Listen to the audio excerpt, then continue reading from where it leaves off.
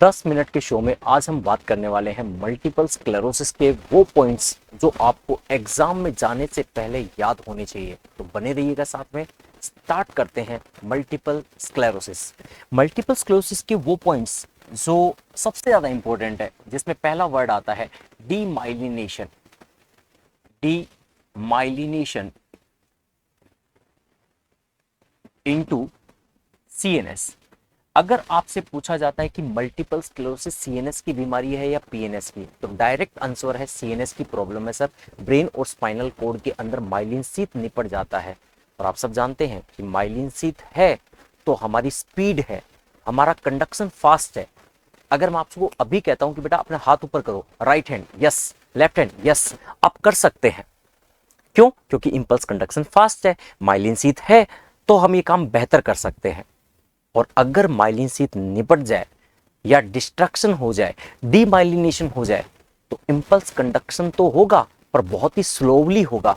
अगर मैं यही बात कहूं कि सर जिस व्यक्ति का डीमाइलिनेशन हो जाए उसको कहूं कि हाथ ऊपर करो, कितना स्लोली काम हो रहा है ना। तो यहाँ पे इंपल्स कंडक्शन स्लो हो जाएगा या बहुत कम हो जाएगा।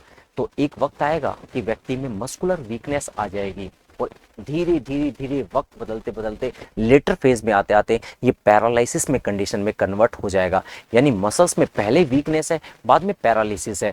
तो याद रखिएगा, demyelination into the CNS, central nervous system में माइलिन शीथ का डिस्ट्रक्शन होना, this is known as multiple sclerosis. ठीक है सर। अगर इसके कैरेक्टर के बारे में पूछे कि ये कैसी बीमारी है, तो ये अपने आप ऑटोमेटिकली याद रखना है, this is the auto immune condition. ये अपने आप में ऑटो इम्यून है। हमारा इम्यून सिस्टम हमारे खिलाफ काम करने लग जाए, अगेंस्ट में काम करे, हमारी माइलिन शीथ को निपटा दे, तो ये ऑटो इम्यून है।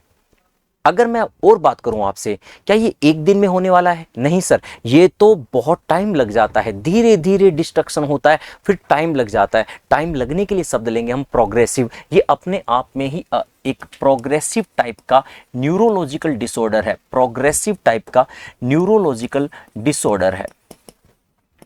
Progressive type neurological disorder. ठीक है सर, डन, समझ गए। इससे होगा क्या? आपको कुछ अर्लियर फीचर याद रखना है। इसके लिए क्वेश्चन आता है कि मोस्ट कॉमन अर्लियर फीचर क्या रहेगा, ये भी आपको साथ के साथ इस पॉइंट में याद करना है। Most common earlier feature, earlier feature में आपको याद रखना है, इसमें आपको देखने को मिलता है डिप्लोपिया।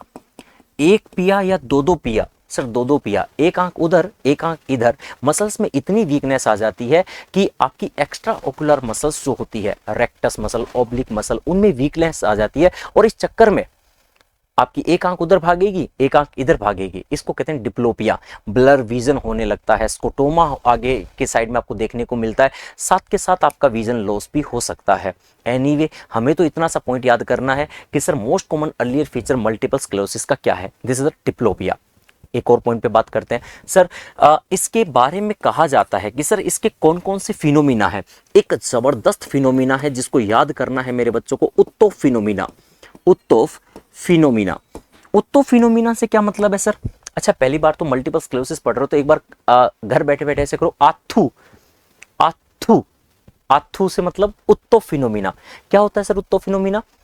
अगर किसी व्यक्ति को मल्टीपल स्क्लेरोसिस हो जाए तो ऐसे में उस व्यक्ति को गर्म टेम्परेचर पे, गर्म हीट वाली जगह पे नहीं जाना चाहिए। क्यों? क्योंकि न्यूरॉन में स्ट्रेसिंग होगी, स्ट्रेस में आएंगे न्यूरॉन, और इस वजह से अगर न्यूरॉन स्ट्रेस में चले गए तो ऐसी कंडीशन में बीमारी का लक्षण बढ़ जाता है। इसको कहते हैं Uhthoff phenomena. Symptom at peak on the exposure of high temperature. अगर गर्म टेम्परेचर के संपर्क में आने से बीमारी का लक्षण बढ़ जाए तो इसको हम कहते हैं उत्तो फिनोमिना। तो आपसे क्वेश्चन पूछा जाता है कि उत्तो फिनोमिना कौन सी बीमारी से जुड़ा हुआ है, this is the multiple sclerosis. याद रहेगा। एक और आता है इसी कंडीशन में, वो भी आपको याद करना है। ये वो स्पेशल पॉइंट है जो आपको याद करके जाने हैं। लहर मिटेसाइन। लहर मिटेसाइन। सर ये लहर मिटेसाइन क्या होता है? ध्यान से सुनो।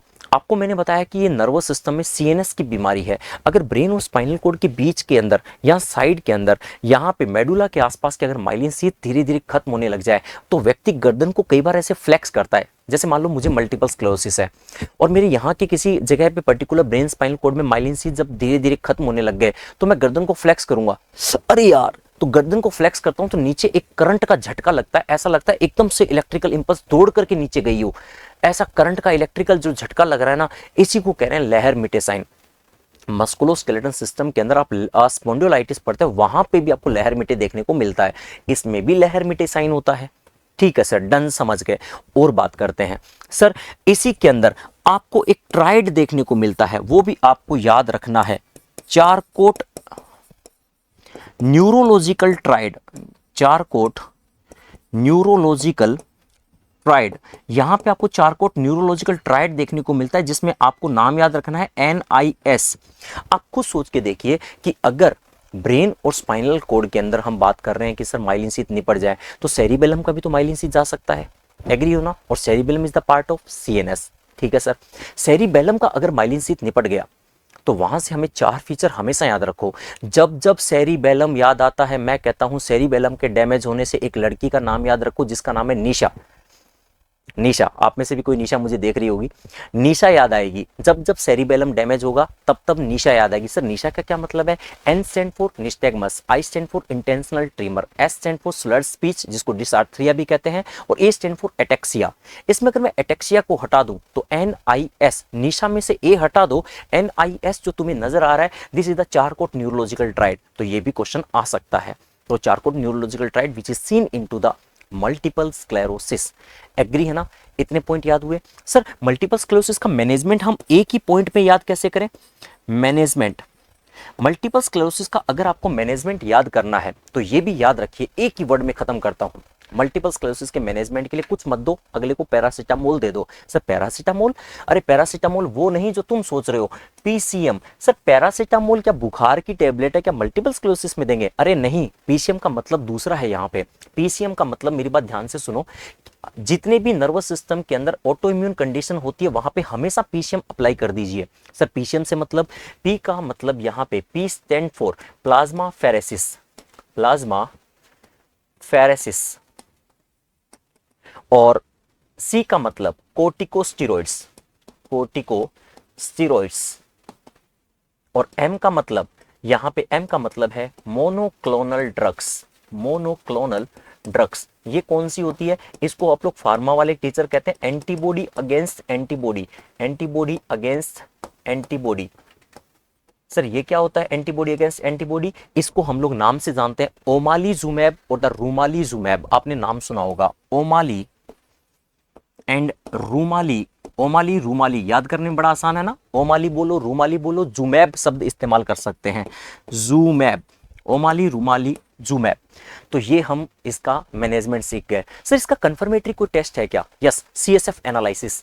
इसका कंफर्मेटरी टेस्ट भी याद रखिएगा, कंफर्मेटरी टेस्ट याद रखिएगा, इसका कंफर्मेटरी टेस्ट है CSF एनालिसिस। सर ऐसा क्यों? ऐसा इसलिए कि ये हम पढ़ रहे हैं मल्टीपल स्क्लेरोसिस, CNS की प्रॉब्लम है, और CNS में माइलिन शीथ कौन बनाता है? ओलिगोडेंड्रोसाइट। मेरे हाथों पैरों में कौन बनाता है? Schwann cell. चूंकि ये ब्रेन की बीमारी है तो ओलिगोडेंड्रोसाइट यहाँ पे टूटेगी, उसका माइलिन शीथ डैमेज होगा। इसीलिए CSF में आपको ओलिगोक्लोनल फ्रेगमेंट नजर आएंगे। यहाँ पे CSF एनालिसिस में आपको नजर आते हैं ओलिगोक्लोनल फ्रेगमेंट्स, छोटे छोटे टुकड़े नजर आएंगे। ये था आपके कुछ special point. This is the multiple sclerosis. I think 10 minute की इस वीडियो में आपको ये सारी चीजें याद हुई होगी। अगर याद है और मेरी बातें समझ में आई हो तो अपने 4 दोस्तों को जरूर शेयर कीजिएगा, क्या पता उनकी भी ये वीडियो काम आ जाए। Thank you to all.